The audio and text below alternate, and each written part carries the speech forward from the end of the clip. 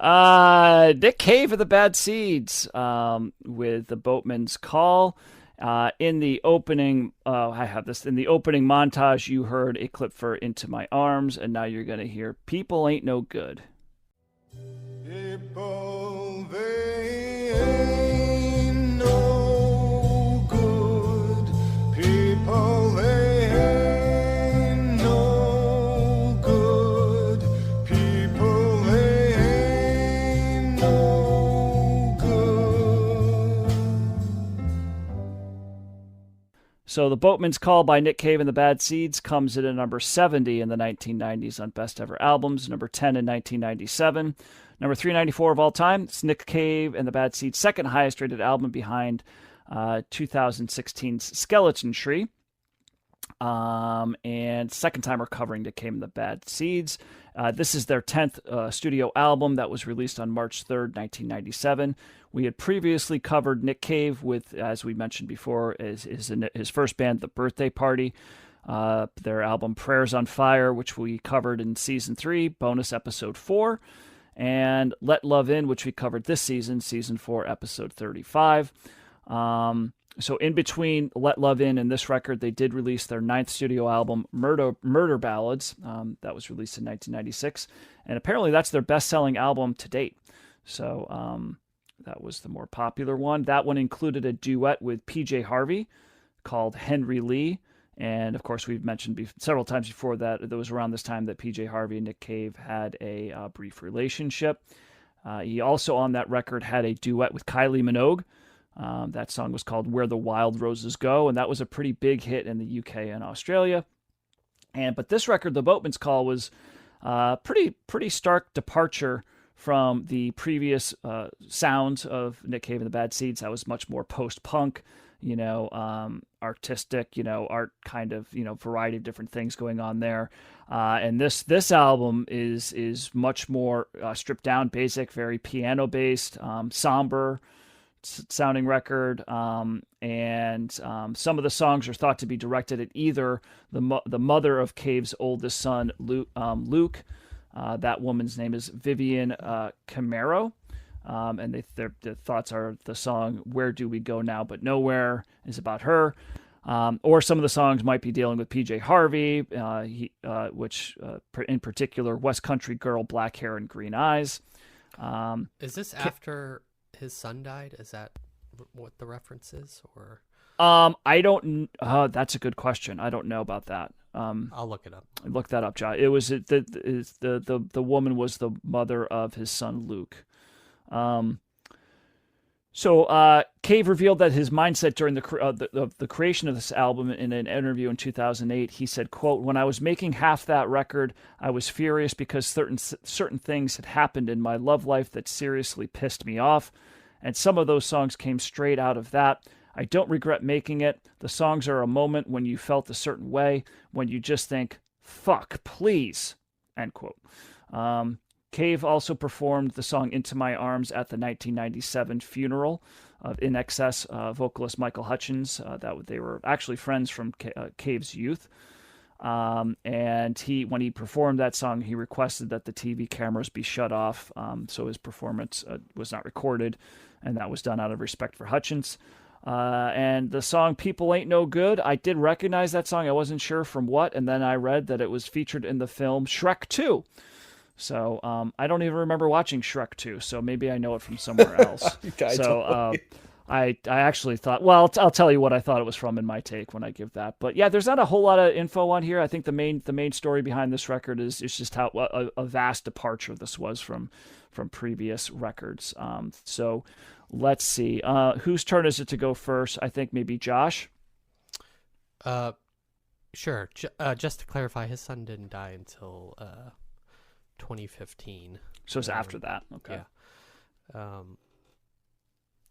So yeah, this is definitely a departure from the previous Nick Cave album, that we discussed. Although we all really liked that album, from what I recall. This is definitely stripped down. I mean, the whole album is pretty much him and a piano. Although there is, some subtle other backing instruments, because the Bad Seeds are on here, so that they are Yeah. adding depth and complexity to the sound. I mean, right away, the writing is really good. It's very like poetic. The lyrics are interesting. They're worth reading. I mean, right from the jump, I got like shades of like Leonard Cohen vibes from the way that this album is constructed, and the fact that Nick Cave is just front and center singing. I also got a lot of like Tom Waits feelings, because he's kind of got the same type of vibe, although in contrast to this album, Tom Waits often has a lot more varieties and is not just kind of all piano based, like somber. So even though there's a through line on this album of like a just piano, they're all kind of slower songs. There's not a lot of like up tempo stuff. It's very sparse in that way. It's very confessional, I would say, as well. There's a lot of songs about love, but there's also just kind of like a lot of like conflicted feelings about various things, and reading the lyrics kind of really you can get a lot just from listening to the album, but reading the lyrics I think adds a lot to the understanding or appreciation of this album for me. I feel like that being said, like I feel like I really enjoyed listening to this album. I feel like even though it's just piano and him for the most part, like it really works. I've kind of found myself drawn into by his voice. You know, his voice, he's kind of got such like a deeper voice, and that with the piano works really well together. I didn't find for it being like 52 minutes, I didn't find myself drifting off or losing attention while listening to it. You could think of it almost, it's so stripped down in a sense that it's almost like spoken word, or like just like a singer songwriter, but I don't want to give the Bad Seed short shrift either. This one I could see coming back to for sure, but it's definitely like, there's definitely like a time and place to listen to this album as well. It's definitely not happy-go-lucky. It's definitely not like, if you're thinking of Nick Cave and the Bad Seeds, it's not like rock or more performative like some of the other albums are. It is very introspective and contemplative. So it's a thumbs up for me. I enjoyed listening to it this week, but you kind of got to get in the right headspace to listen to it. Yeah, it's funny, as I was listening to this, like I wrote down 3 thoughts, and I think you guys are gonna chuckle as I do it, because Josh already was one. I was like, number one, why haven't I listened to more Nick Cave and the Bad Seeds? Because like this is so my vibe in terms of like the stuff he's doing, in terms of the aesthetics and the songwriting and the curation of a sound is there. So that was my number one. My number two was, this feels like the best Leonard Cohen album ever. Like that was like my second thing. So Josh, it's funny that you mentioned that, because I got that. There's other sounds in here too. There's a gothicness to this. There's a melancholy as well. But that was another take. And my third thing was, oh man, Matt's gonna love this album as much as I do. So I'm not gonna steal his take, but like I was like, this is like, I think the Venn diagram where I feel like Matt and I overlap along the way, and he's gonna have similar takes, but we'll see if I'm right or not. But I love this album. It just, the lyrics were fantastic. I loved the melodic underpining. It was simple and spare, but it kept me at rapt attention. We had just spent the last album review talking about like sort of the absence of really any sentiment in the Shania Twain. This is like the opposite completely of it. This is like, I felt in my bones like the type of heartbreak that like a angry heartbreak, but also like like there's a longing in this, but like an anger, but not like a violent anger, just like a smoldering anger, like the type of anger that makes you want to like do drugs or so, you know what I mean? There's something that's like self-loathing, but also like guilt like or something. Guilt. Yeah, it's so many feelings wrapped into it, like that his voice conveys all of them at the same time, I would say. And like I couldn't figure out and he wasn't really casting aspersions, right? Like it felt like at different times he was at fault, they were at fault, they both were right, they both were wrong. There was deep feelings. It was fleeting. I'll be honest with you, like I love it. I feel like a voyeur with this stuff because, like everybody, I've had my romantic relationships and, they inspire feelings in you, but there's like a smolderingness to this that I don't know if I've ever like felt in a romantic sense, like the intent, like this, like, utter like despair, right? Slash, reckless, like passion, like veering up and down the highs and the lows, right, in a romantic context. So it's fascinating to me that like you could live in this space. I do remember that they say there was an album that Nick Cave wrote, and it was about multiple people. It was about the PJ Harvey relationship. Obviously the West Country Girl one immediately comes to mind. Like it's not hard to figure out. It's even like written in her style that it's evocative, image wise, right? Which is kind of like a thing that she does. So it's almost like he's writing a song, in a way that kind of frames her as a person too, along the way. But yeah, from the very beginning, Into My Arms is this beautiful, melancholy, romantic, gothic type ballad. Almost like it could be like Leonard Cohen meets like Bauhaus, right? Or something like that. And he's got that thing that Robert Smith, The Cure, has too, where he can write these really sad, dark, desperate things, but also make them kind of like bizarrely beautiful at the same time. And you almost want to like crawl into his like world for just a day, but then not spend any more time right in it because it's tumultuous. And throughout the album from there, it's just the first couple songs, Lime Tree Arbor, which the title itself is evocative, and People Ain't No Good is both looking at himself introspectively, but also in the context of romantic relationship. Yeah, Black Hair is a really cool song as well. Far From Me has sort of like a continually revisit the theme and the chorus just interspersed over and over again. Kind of like how Bob Dylan, something like Tangled Up in Blue, right? It's kind of the same thing where it keeps coming up to that idea and then spinning off of it along the way. Not nearly as long, but the same concept structurally. This really resonated with me. It had high replay. Yeah, you're not going to put this on in like polite company when you want to feel ecstatic. You're not going to put this on when you're playing Quad City DJs, right? You're putting this in more at a time when you can think and you can contemplate. But I can do sad boy music that's like this in a lot of different locations, and I'm not one of those people that gets depressed by sad and longing songs. And so this hit me right in the innards, and I connected with it. So easy thumbs up for this one. Yeah, I think if you know anything about music that we've covered, and you hear like the beginning of this, and you don't think of Leonard Cohen, like I just like it, like within 3 seconds, it's like, oh, this is Leonard Cohen, right? I never felt more confident writing 3 things down, Matt, than I did when I was at that. Yeah. And I actually thought People Ain't No Good as that song's playing. Before he got to the chorus, I was singing the chorus in my head. So I'm like, I know this song. And I'm like, it must be a Leonard Cohen. This must be a Leonard Cohen right, song. So the point and where I it's thought like you think it's a cover, right? Yeah, Like, the first 2 times I listened to it, I was convinced like this is a cover. And then I finally started doing research. I'm like, but he has like a gothic feel, so it's not the feel of Leonard Cohen, but it's his structure. Yeah. Right. But yeah, and then I did the research. I'm like, oh, Nick Cave wrote all the songs on here. Okay, so like, how did I know? And then I was like, oh, it was in Shrek 2, and I'm like, okay, like, is that it? I don't know. I like, how do you score that to Shrek 2? Like, what is the scene that this is in?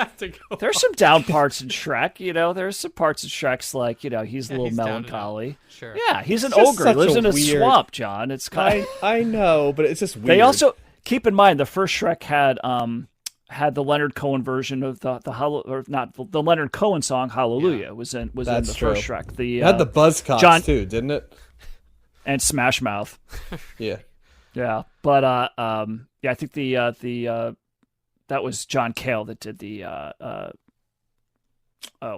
gosh, a Hallelujah song from Shrek 1. Anyway, enough about Shrek. This album's excellent. It's such a departure. It is such a departure from Let Love In. And I was kind of, initially I was like, oh, okay, Under My Arms, this is a really nice way to, start an album. And then it goes into Lime Tree Arbor, and I'm like, oh, I think this might be the whole album. Like, I thought that immediately. I'm like, if Nick Cave isn't really diverted, like doing something different, I think that this is the vibe that they're going for. And so I think initially I was a little disappointed that I was like, oh, I'm just going to get one vibe, where that's one of the things I think I liked about Let Love In is just how varied it was and just how everything he did was really cool. So in a way, I kind of thought initially like, oh, I'm kind of getting robbed a little bit of like other things that he could be doing.